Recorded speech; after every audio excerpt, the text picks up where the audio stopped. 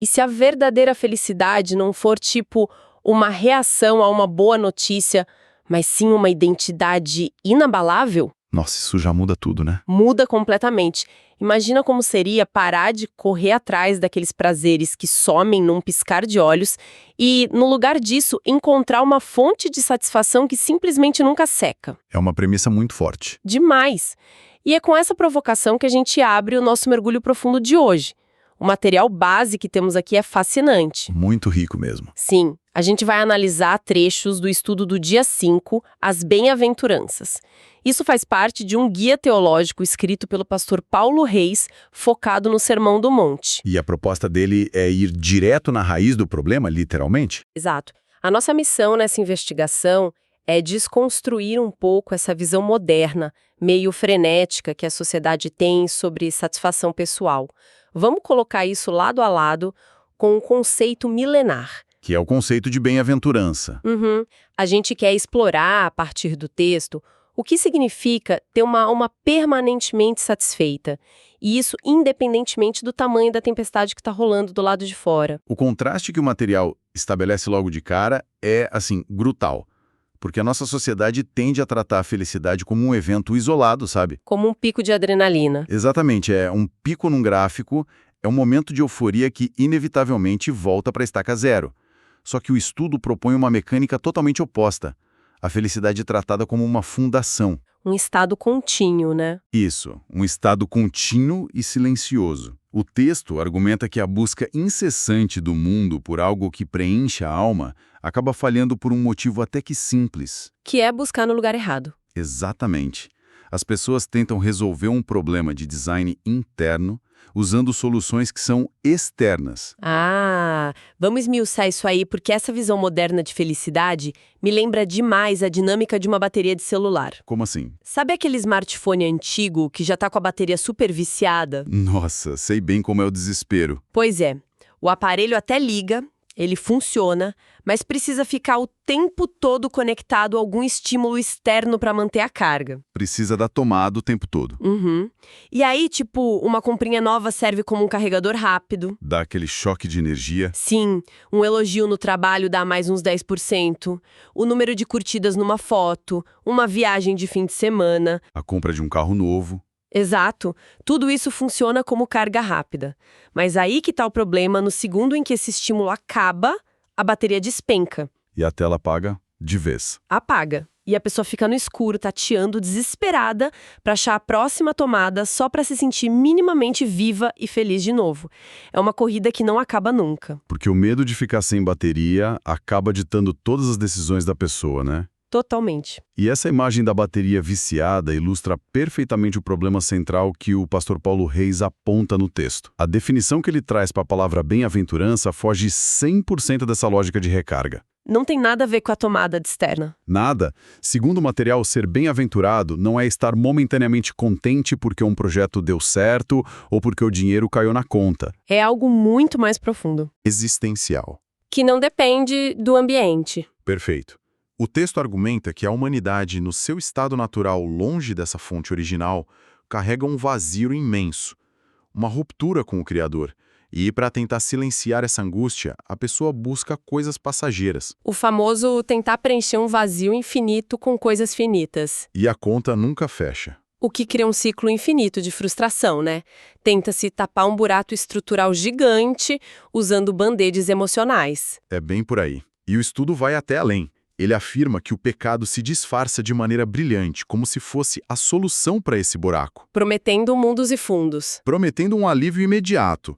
É aquela promessa de que a próxima conquista ou o próximo relacionamento vai finalmente trazer paz. Mas na verdade é um veneno lento, né? Um veneno que agrava a sede.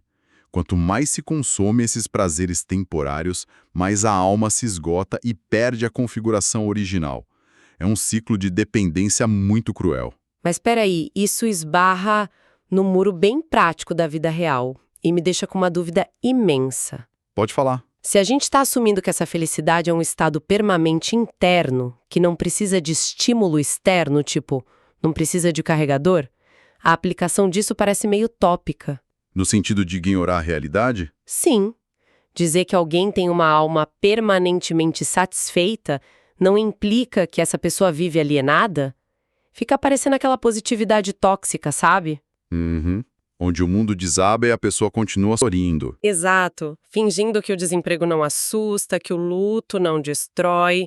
Como é que uma filosofia de estar permanentemente satisfeito sobrevive ao caos do mundo real, que é feito de pancadas diárias? Essa dúvida toca no ponto mais sensível de qualquer discussão sobre alegria. É muito natural associar felicidade à ausência de dor, mas o texto desmonta isso de um jeito genial. Como ele faz isso? Ele usa uma metáfora super crua baseada no texto do profeta Jeremias, lá no capítulo 17. O pastor Paulo Reis deixa claro que ser bem-aventurado não é entrar numa redoma de vidro. Não tem um escudo mágico contra problema. Não tem. A dor existe e é sentida de verdade. A figura que ele usa não é de uma planta frágil dentro de uma estufa com ar-condicionado. É uma imagem mais resistente. Muito mais. A metáfora é de uma árvore plantada junto às águas, mas que vive no meio de um deserto. E o deserto é o ambiente mais hostil possível. O calor castiga, o vento machuca com a areia. Não tem sombra, não tem alívio. O ambiente lá fora conspira o tempo todo para matar o que tenta crescer. Então o cenário pressupõe a tragédia, pressupõe a dor. O deserto não dá trégua nenhuma. E a genialidade do conceito é justamente onde a resistência dessa árvore fica escondida. A resiliência não está nas folhas e não está nos galhos. Porque a superfície está apanhando igual. Exato. Se você olhar só para a superfície, a árvore sofre a mesma ação do sol que qualquer outro arbusto ali. A diferença é que as raízes dessa árvore rasgam a terra de forma muito profunda Até achar água. até alcançarem uma fonte inesgotável e oculta. Então, quando a seca extrema vem e o sol ameaça queimar tudo, essa árvore continua verde e dando fruto. Porque a nutrição dela não é ditada pela meteorologia. Perfeito. O clima tenta destruir, mas a fonte subterrânea mantém a vida. A conclusão é que a bem-aventurança não é a ausência do problema, mas a comunhão ininterrupta com a fonte. Nossa, isso muda toda a perspectiva sobre o que é ser resiliente. A tempestade financeira ou a seca emocional, elas estão mesmo acontecendo. A árvore sente o calor. Sente muito. As folhas talvez até murchem um pouco no pico do meio-dia. Não é um delírio de negação. A pessoa não finge que não está doendo. Ela sente a dor, mas tem recursos invisíveis. É uma dualidade complexa. A tristeza pelo sofrimento externo convive com a satisfação interna que vem da raiz. É profundo. É belíssimo. Mas isso obriga a nossa investigação a dar um passo prático. A imagem poética faz sentido, mas como um ser humano comum planta essa raiz? Não dá para fazer isso na base do esforço. Imagina acordar numa segunda-feira, olhar no espelho e decidir, pronto, agora eu vou ter raiz profunda e ser satisfeito para sempre. Seria maravilhoso. Mas o material diz justamente que isso é impossível por meios próprios. O pastor Reis entra aqui na doutrina do novo nascimento. Que é o alicerce de toda essa mudança, certo? Exato. O texto deixa claríssimo que mero esforço humano, criar hábitos novos ou ter disciplina moral não muda a fonte de nutrição. A premissa é que tem algo quebrado na nossa configuração original. Sim, o material argumenta que a humanidade, na sua condição natural, é escrava do pecado. E essa escravidão aprisiona a pessoa na necessidade de ficar cavando os próprios poços. Poços rasos, né? Poços rasos e rachados que não seguram a água.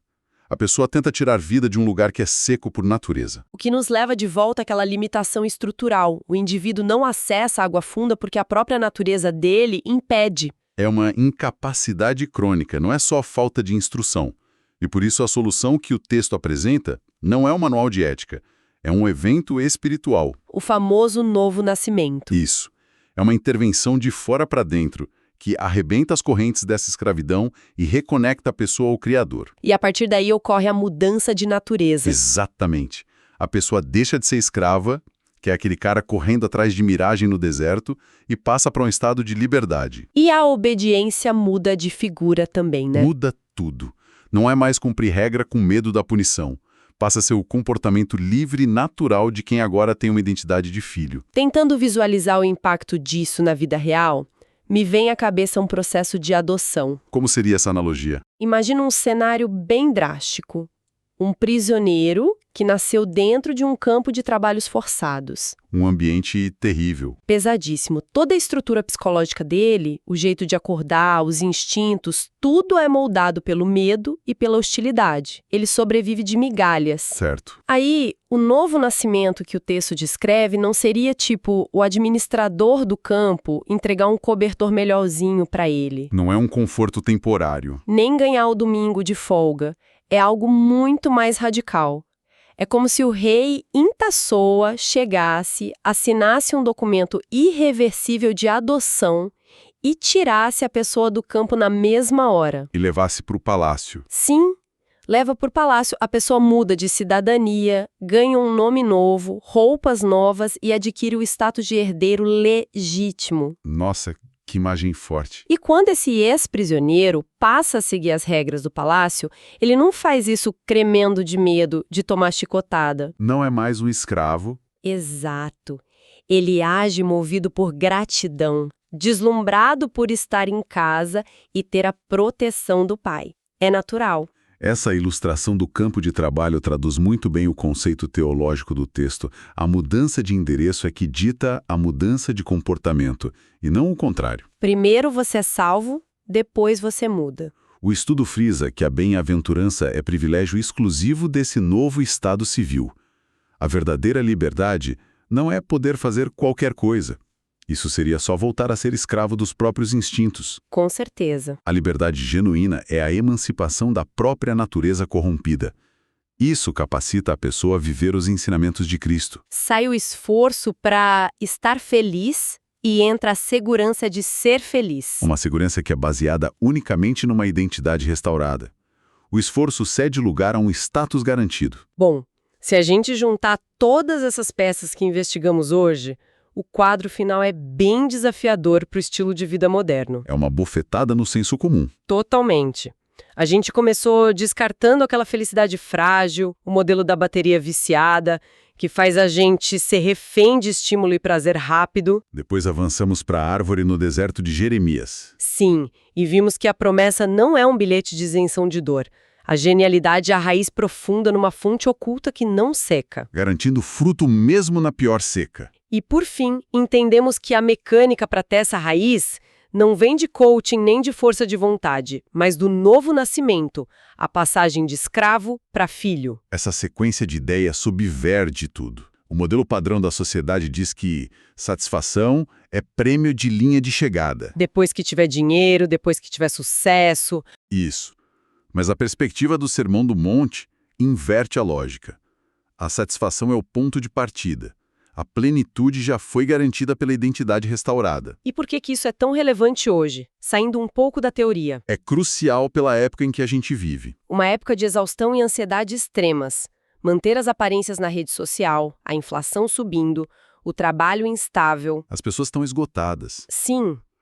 E entender que a paz não está na próxima notificação do celular, mas numa identidade inabalável, remove um peso esmagador das costas. A gente não precisa ser o próprio gerador de energia. E esse alívio não é só teórico, ele impacta a saúde mental. A gente está tentando gerar alegria inabalável com recursos finitos.